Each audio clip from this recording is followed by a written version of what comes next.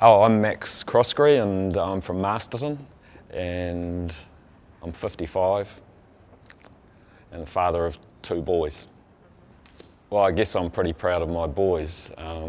They're 20 and 18 and one's at university, done 2 years of his degree, and the other is Joseph, the youngest one, and he's just been made head boy of his school for next year, so I guess that's what I'm pretty proud of.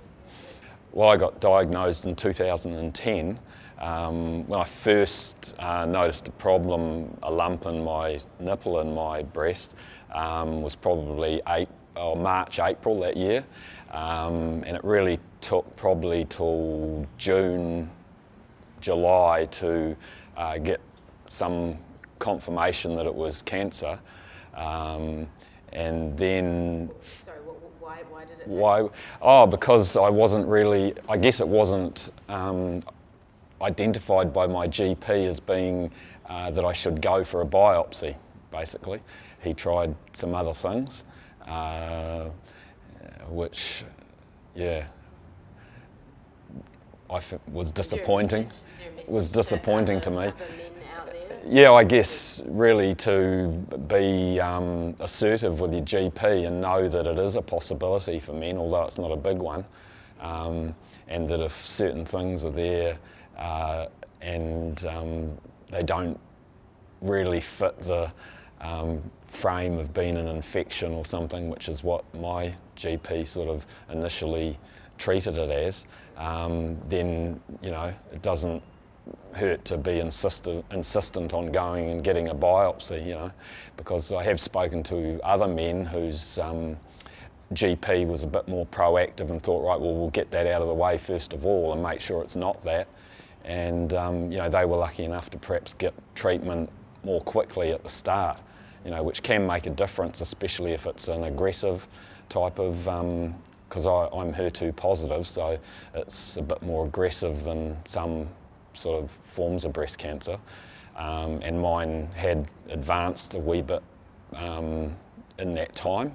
So by the time I got surgery was early August, and had a mastectomy, and then healed from that, and then started on the standard chemo regime, and then followed by radiotherapy, which women get as well. So went through that, and then had the treatment of Herceptin, which you know, had been granted the year more or less of follow-up treatment with Herceptin. So I went through that, and then had pretty much a year of just taking my tamoxifen, and just all of a sudden developed a low back pain, whether that was a wee bit of a red herring, but I had this insistent pain and sort of dabbled around trying to get a bit of, you know, chiropractic help and things, and it ended up that I had a tumour or a couple of tumours in my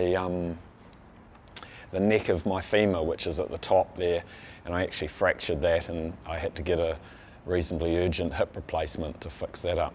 And So that was when I found out that I had advanced breast cancer. So that was like April, May 2013.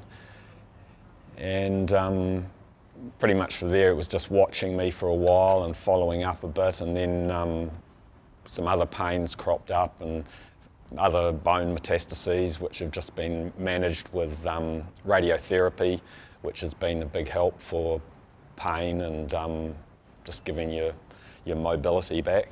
And then a few different types of chemotherapy, a hormone treatment.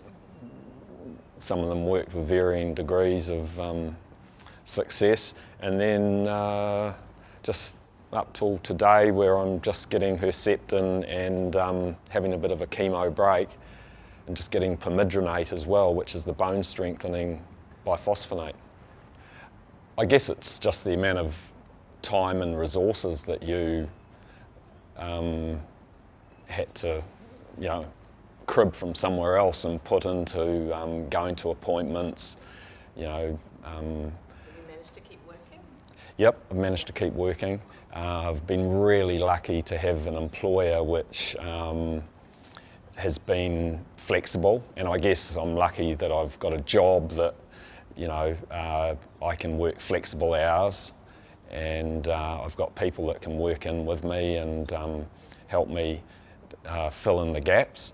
But so I think carrying on working has been really important for me, because I know when I was going through my worst patches of my primary sort of treatment with chemos that really knock you around, I wanted to resign several times, and my nurses and my boss both put me off it, and I'm really thankful to them that they did, because yeah, it's very important for your own, you know, self-esteem as well, really, as well as the independence of income. And was interesting to hear today the Libby, I think, say that the difference in the way New Zealand works is we have a very capped sort of budget on that type of thing.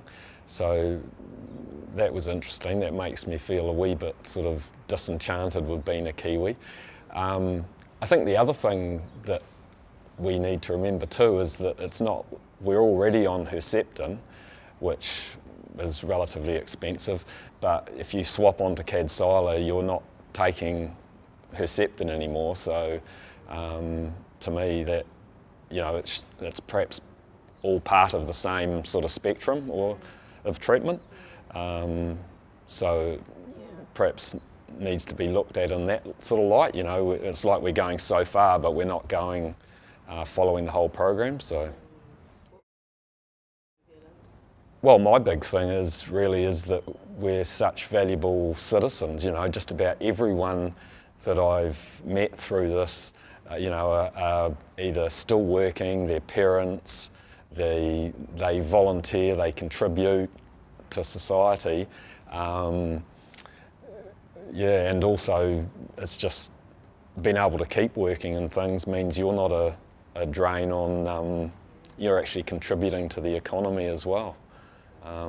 So I think that needs to be looked at. Well, I guess a hope would be to get some sort of treatment that would, you know, mean that that I and others that are in my situation could, you know, manage it as a chronic sort of condition, and, you know, live like as a diabetic would or something. I mean, we all know that we're perhaps going to be on sort of heavy medications for the foreseeable future, but